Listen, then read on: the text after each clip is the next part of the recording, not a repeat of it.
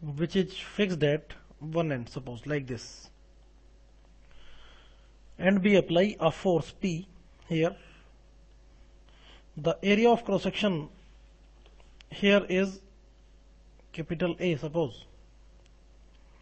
Then what will happen, अगर ये body fix है तो इस बॉडी पे एक रिएक्शन लगेगी जो कि इस फोर्स P का अपोज करेगी, और हम कह सकते हैं कि इस सरफेस पे एक इंटरनल रेसिस्टिंग फोर्स प्रोड्यूस होगा P internal, which will be equal to the magnitude of P but in opposite direction. तो अगर हम बात करें the applied force P, this force divided by area A, then it is known as pressure. लेकिन अगर हम बात करें internal force this P internal divided by the area A on which it is applied, it is known as stress. तो stress और pressure में basic difference ये है कि pressure is applied on the body, applied force divided by area is known as pressure, while stress is basically induced in the body and this is internal resisting force divided by area. तो pressure और stress basically magnitude में equal होते हैं लेकिन direction दोनों की opposite होती है. दूसरी चीज ये है कि प्रेशर को हम अप्लाई करते हैं, pressure is an external factor and stress is induced inside the body. So stress is basically internal resisting force per unit area of the body. तो प्रेशर और स्ट्रेस की जो यूनिट होगी that will be newton per metre square, and there are some other units of pressure. One is pascal, 1 pascal equal to 1 newton per metre square. Then it is bar, 1 bar equal to 10 to the power 5 Pascal, or we can say 10 to the power 5 newton per metre square. उसके बाद अगर हम बात करें 1 MPa, so M means mega pascal, this is equal to 10 to the power 6 pascal, और this is equal to 10 to the power 6 newton per metre square, और which is equal to 1 newton per mm square. So basically we can write 1 megapascal equal to 1 Newton per mm square. So these are certain units in which we will calculate the value of stress on a body. उसके बाद अगर बात की जाए types of stresses की, तो basically stress दो तरीके का होता है.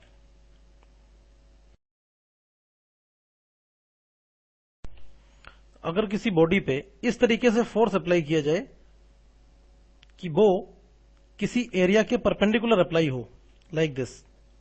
मान लीजिए ये बॉडी है और हम इस पे इस तरीके से एक फोर्स P अप्लाई कर रहे हैं जो कि इस सरफेस के परपेंडिकुलर है, तो हम ये बोलेंगे the force P is producing normal stress on the body. और उसके बाद अगर P को इस तरीके से अप्लाई किया जाए तो हम ये बोलेंगे the applied force P is parallel to this surface, और इस केस में ये फोर्स P जिस सरफेस के पैरेलल है उसको शियर स्ट्रेस प्रोवाइड करेगा. So stress is basically two types on the basis of application of the force. First is normal and second one is shear.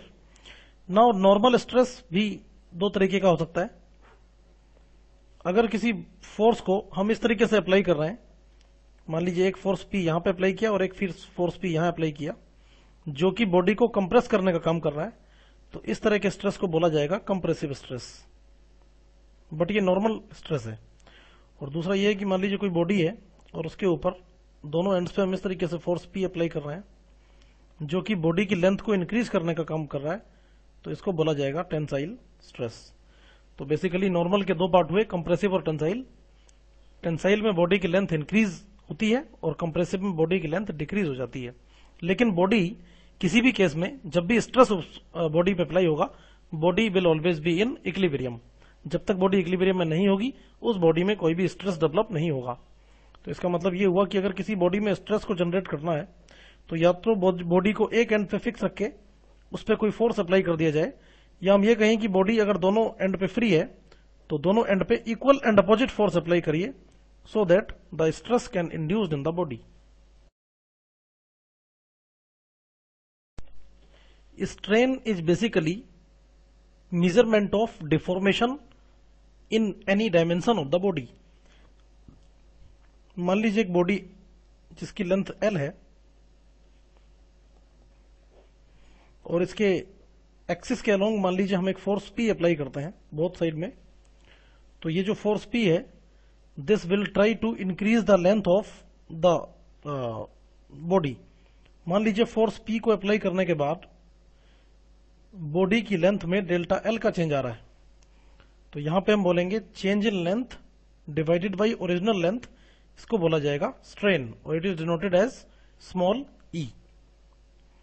अब यहां पे ये जो फोर्स P है ये लेंथ को तो इंक्रीज कर रहा है, लेकिन साथ ही साथ ये इसकी विड्थ को डिक्रीज करने का काम भी कर रहा है। जो सेकंड डायमेंशन है विड्थ, ये फोर्स उसको डिक्रीज कर रहा होगा।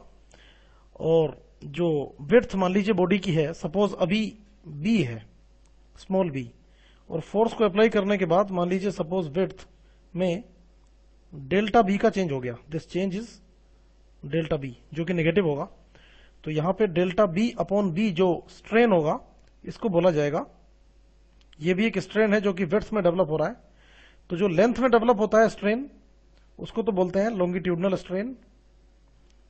लेंथ का मतलब यहां पे ये हुआ कि वो डायमेंशन जिसमें फोर्स लगा हुआ है, अब यहां P को हमने लेंथ के अलोंग अप्लाई किया, तो लेंथ के अलोंग जो स्ट्रेन डेवलप हुआ delta L upon L that is longitudinal strain, और उसके परपेंडिकुलर डायमेंशन में जो स्ट्रेन डेवलप हो रहा है delta B upon B that is known as lateral strain. इस बॉडी में एक और लेटरल स्ट्रेन होगा, अगर मान लीजिए बॉडी की थिकनेस T है और उसमें डेल्टा T का चेंज हो रहा है, तो डेल्टा T अपॉन T जो थिकनेस विड्थ में जनरेट होगा इसको भी बोला जाएगा लेटरल स्ट्रेन। तो लेंथ में डेवलप होने वाला स्ट्रेन लॉन्गिट्यूडनल और विड्थ में डेवलप होने वाला स्ट्रेन लेटरल स्ट्रेन हो गया। उसके बाद नाउ सपोज एक बॉडी को हमने एक एंड पे फिक्स करके और एक सरफेस के पैरेलल एक फोर्स अप्लाई किया सपोज P। इस P की वजह से ये जो बॉडी है वो अपनी ओरिजिनल पोजीशन से थोड़ा सा टिल्ट हो जाएगी इस तरीके से। उस केस में ये जो एंगल बनता है फाई, इस फाई को बोला जाता है shear strain। तो shear strain is basically when a shear stress is applied on the body because this force P is applied parallel to the surface. So when a shear stress is applied on the body, it produces shear strain or which is in the form of an angle. उसके बाद मान लीजिए एक body suppose 3 dimensional body है इस तरीके से,